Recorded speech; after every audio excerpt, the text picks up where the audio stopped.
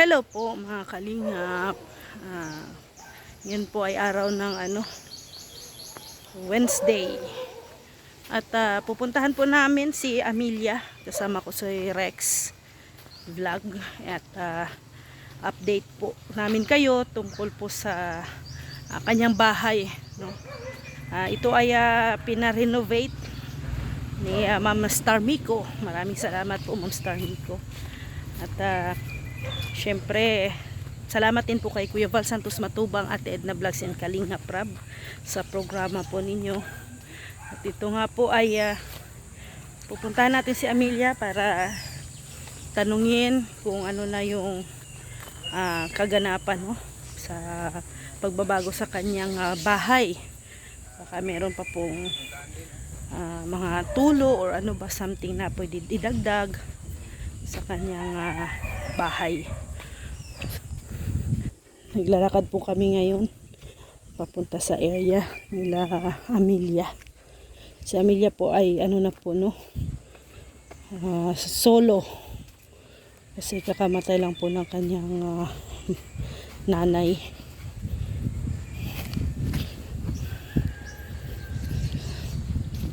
Wala po sila Kuya Brooks, kami lang po ni Rex ang mag-update ngayon kasi may lakad po si Kuya Brooks.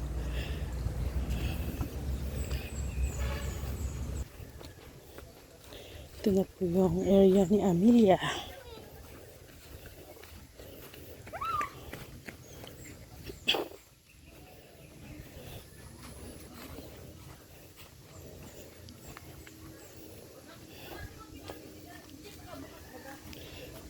Good morning po. Diyan si Amelia? Nasa ano po, nasa kanila sa kapatid. Sa kapatid. Nandiyan, nag-uwi muna at para magsaldaw siya.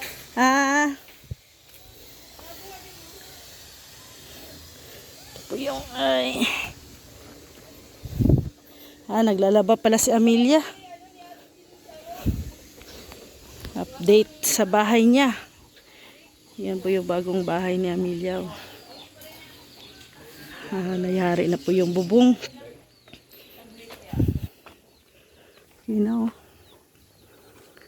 Pinalitan na po yan. Steel trusses na po ang ginamit.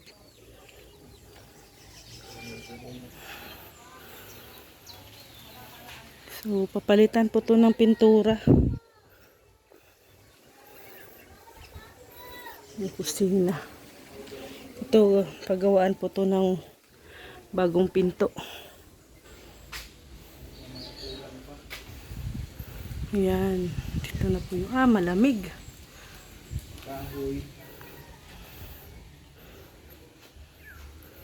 Kasi hindi na natulo yung bahay ni Amelia. Ito po yung kwarto.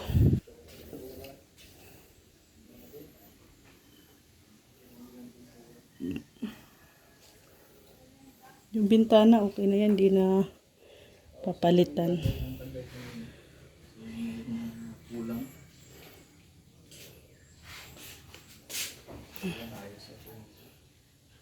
Sabi ng pandayan na. Okay naman na yung materyales.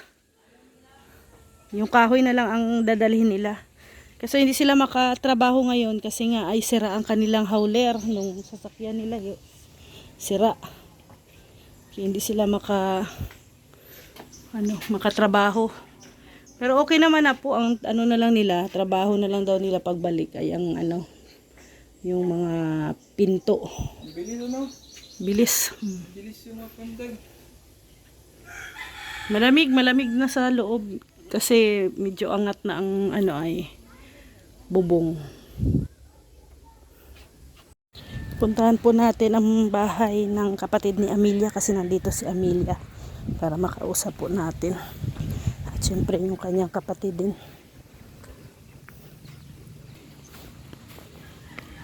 Dito kasi siya nag-stay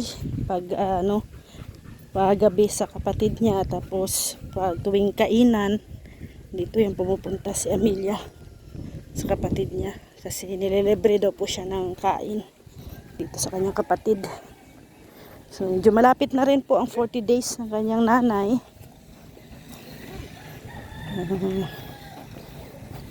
Banda, maganda yung tapos na yung bahay ni Amelia. No? Amelia, wala yung karpintero at nasira daw yung sasakyan nila, hauler. Kumusta yung bahay mo? Ay, ayos na. Maganda na. Maganda na. Ano pang kulang? Yung yan sa hamba. Amba. Tapos pinto, no? Opo. Oo. Kukunin na daw yung ano, yung nadawag nito kahoy. Oo. Tapos hindi wala man tulo. Wala man lang. Na check mo? Naulan na, naulan na. Na, Nag-ulan na ba ganong nakaraan? Opo. Na check mo yung bahay, wala namang tulo, walang ano, tubig. Walang kwan. Walang tubig na pumapasok. Pero nung na binaklasan nila, nagparauulan, Oo. ay nagtulo-tulo yung ano. Di, pati mga konting damit ay nabasa, di binilad ko na. Pero ngayon na mayroon ng bubong, wala naman natulo na. Wala na. Wala na. Wala na. Kunti na lang, matatapos na yung ano mo, no? Bahay mo. Pintuan na lang pala yun at saka pintura ang kulang. Mayayari na. Doon kami galing. Oo. Chinek namin, baka may mga kulang pa para mabili namin ay. Si Amelia lang ang kulang doon ay. Wala. Pagdating grabe namin, ka lang. kulang si Amelia ay wala. Oo. Ay, inaro nga na abang-abang ko nga kanina doon ay doon nagparainip na ako ay nag-uwi na ako dito. Kung hindi mo nga natapos yung labahan mo ay. Yun na nga. Galing din kami sa ano, karpintero. Dumaan kami doon, yung tagagawa ba. Hindi nga daw sila makatrabaho kasi nga sira yung hauler. Kaya baka pinaayos pa nila, baka bukas. Oo. Tapos kukunin na din nila yung kahoy, dalhin dito. May plywood naman na ano. Meron na. Meron na. Oh. Ano, wala nang cola, pintura na lang. Talaga. Maganda na. Masaya ka na. Masaya na. Oo. Pero pag nayari na, doon na ako magkakain sa ano, tanghali. Doon ka na magkakain.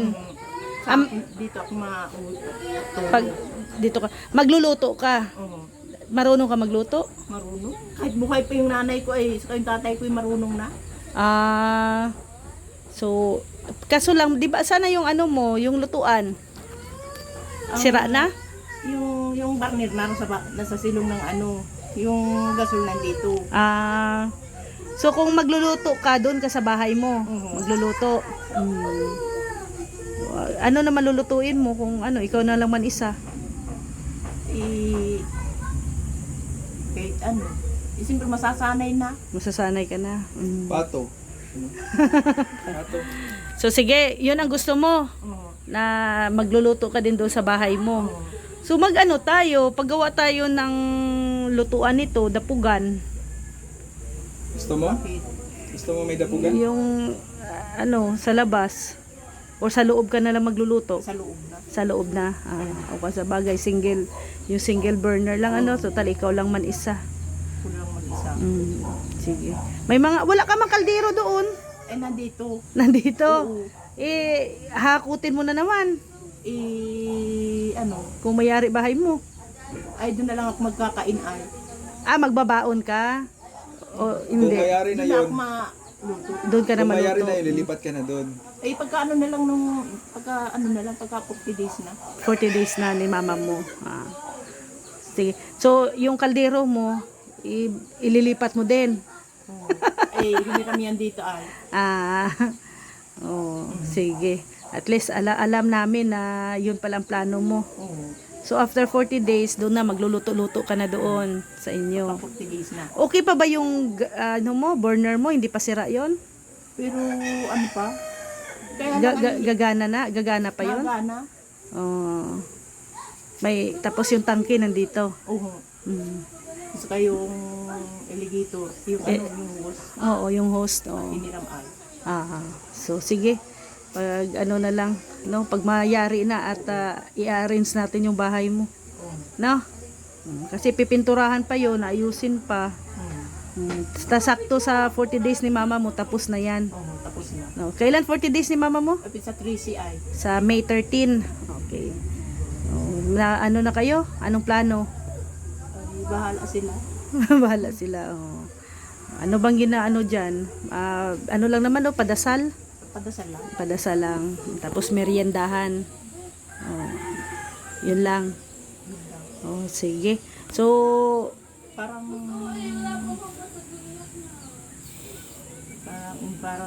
parang tanghalian na din.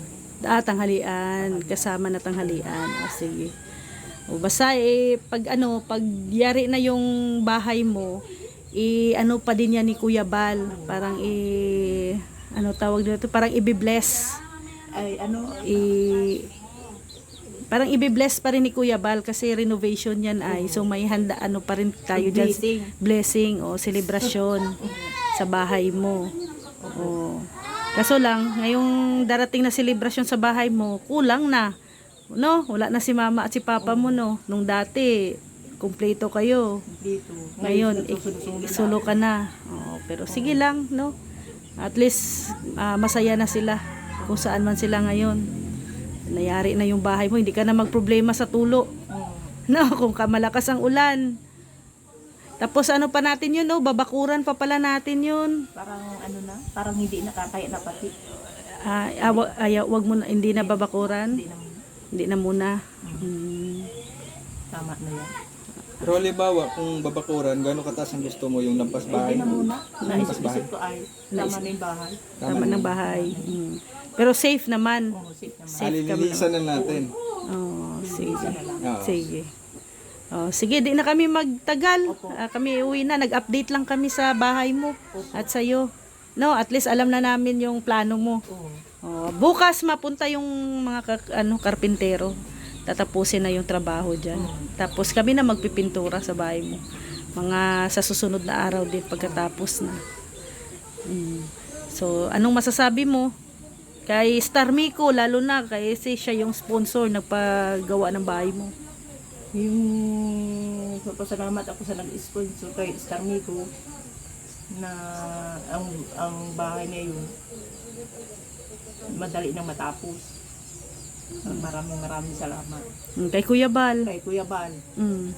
Pupunta si Kuya Bal, abang-abang ka baka mamayang hapon, no? O Ay, bukas. O basta abang-abang ka lang, basta mag-update din siya sa bahay mo.